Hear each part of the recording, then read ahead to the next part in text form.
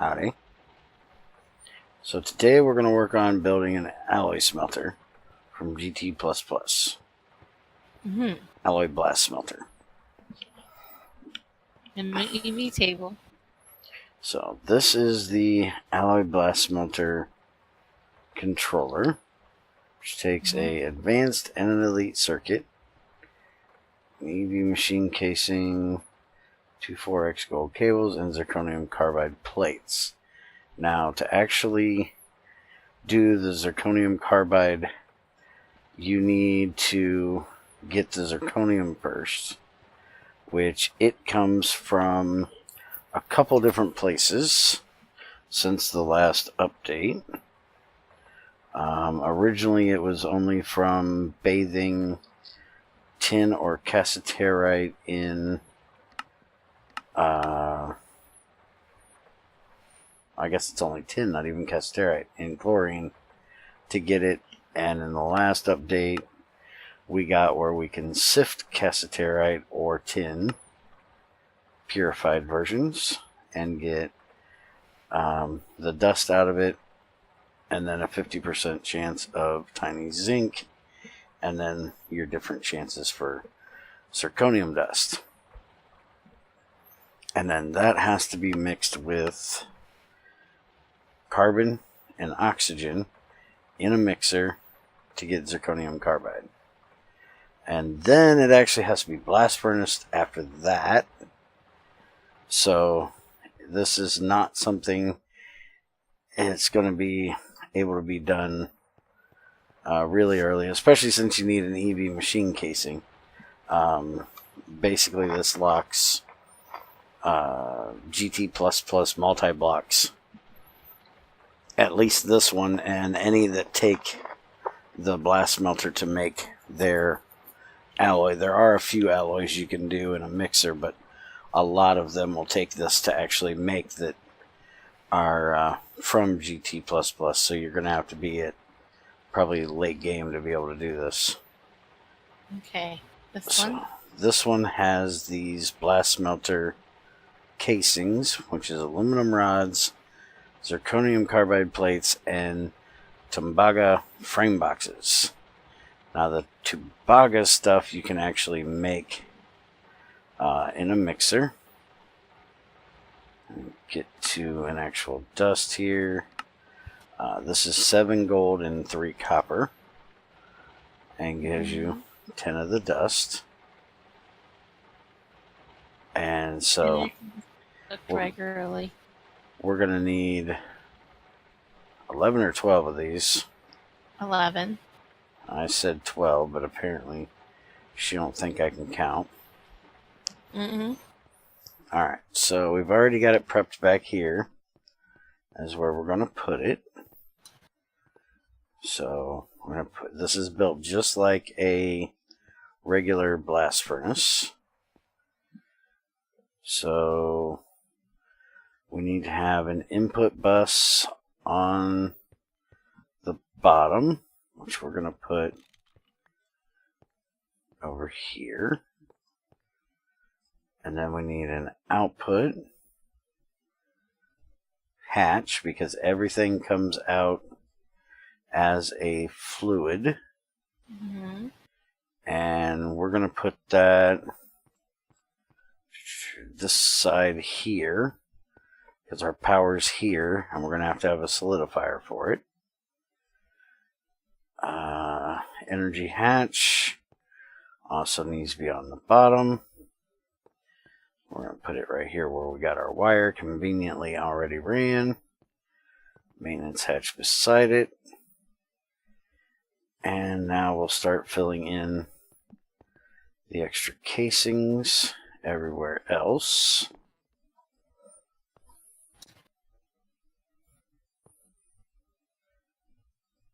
And now the next thing we need is these blast smelter heat containment coils. It does not use the same coils as the blast furnace. So this takes a titanium gearbox casing, ouch, and stab alloy plates. Stab alloy as you can see from the letters there, is uranium and titanium. So this is not a cheap thing by all means. No. You need 9 uranium and 1 titanium to get 10 dust. And then you need 6 plates and 2 frame boxes per all 16 of these things. So, just like the blast furnace, it goes around like so. And then on the top, you're going to have all of your casings. And looky, I am 1 short because I only grabbed 11. I swear I counted that. So, rule number 1 No. still applies. Bear is always right. And there we go. Now, you can see it just formed. So, everything is working fine with the way we build it. Just got to do the maintenance on it. Now, you'll notice, let's see, is there one for this? Yeah, Should okay. let me do the maintenance. No, don't worry about doing the maintenance yet. Okay, so this is your recipe for the alloy blast smelter. You have to have one of these program circuits to tell it what recipe you're trying to run. And as I said, it'll take the dust in and put it out as a fluid, which will have to be solidified.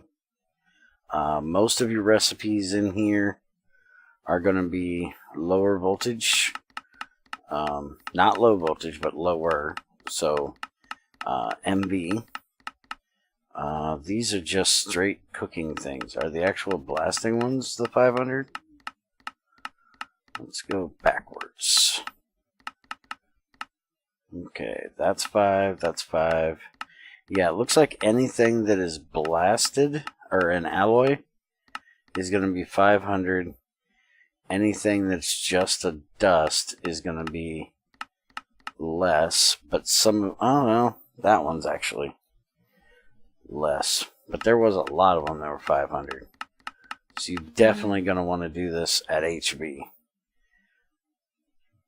And I do believe just about everything is in here. You can smelt just about everything in here that you can smelt in a furnace as well. You can see there's purified dusts and crushed ores, things like that in here as well. There was even tinies and smalls back at the beginning. So you can kind of use this as a multi-smelter as well. Although I don't believe it's going to be anywhere near efficient for it. I'd have to do a little bit more checking on that to be sure, but I don't think so. So do you have us a thingy? I gave it to you. You gave me the solidifier? Mm-hmm. No, you didn't. Are you sure? Mm-hmm. Just looked. Now, if you notice some of the alloys in there, they're going to take 6 and 7 dusts. So we're going to have to upgrade this input bus when we get to that. But we're just defaulting with LV like we do for everything at this point. I'm pretty sure I gave it to you. I'm pretty sure you didn't. Just a basic one, right? Mm-hmm. And Okay. I'll go grab the transformers. Actually, I can steal these for right now because don't need them here. Not using them. Alright, so we're going to run the... Yeah, because I'm... Do you have the mold? Here. No. Where in the heck? I don't know. Crazy woman, you didn't give me them. I don't have the mold either, and I can't find the mold. Well, I don't know what to tell you. Alright, so we're going to transfer them down, then we'll put the thing right there, the solidifier. When she figures out what she did with it. I have one in my inventory that I just got from the box. Right now, here. Alright, so we're going to put this over here. And the hatch will automatically output to it. So that is all we need right there. And then our ingots will come right out of here, or plates if she chooses to do them that way, but I'm sure she's just going to do ingots for now. And for the recipe, you put the circuit thing in the input bus. So let's go ahead and make some zirconium carbide real quick. Wait a minute.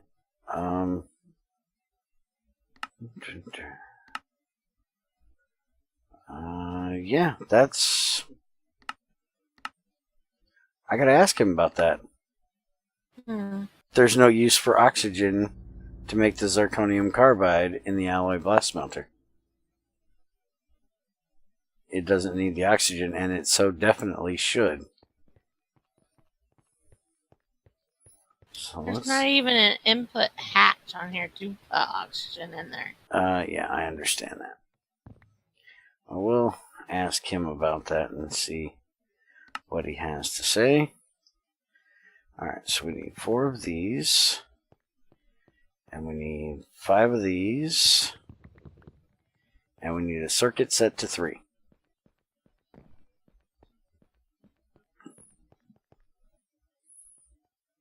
We have a circuit? I have no idea if you have a circuit. I have one set to 1 and one set to 4. Well, I need one set to 3. We're going to change one of them then. Okay. Soft hammer. Regular hammer. Oh. And soldering alloy. And soldering iron. Alright, getting the maintenance done. So we can run this thing for the first time. That should be it. Yep, it's done. I put it in the blast smelter, right? Yep, put it right. No, you put it in the input bus. What? Why not there? I do believe you put it in the input bus. Okay, I don't... Now we turn it on. It did not get consumed, and it is running. So it should definitely be putting us out zirconium carbide in here and turning it into ingots as soon as it gets done running. While it does that, for the 3rd time, I'm going to show you guys something that we did the other day. 3rd time because the first 2 you guys never got to see. If you watch Crazy's videos for her side of this, you will notice that she had a video come out that I didn't, and that's because something messed up with my OBS, so I didn't get to put it out. So Crazy made us these monster repellers, and we put them out. So, monster repellers. Why does it let an Enderman teleport in our base? Because that's not spawning, that's teleporting. That's different.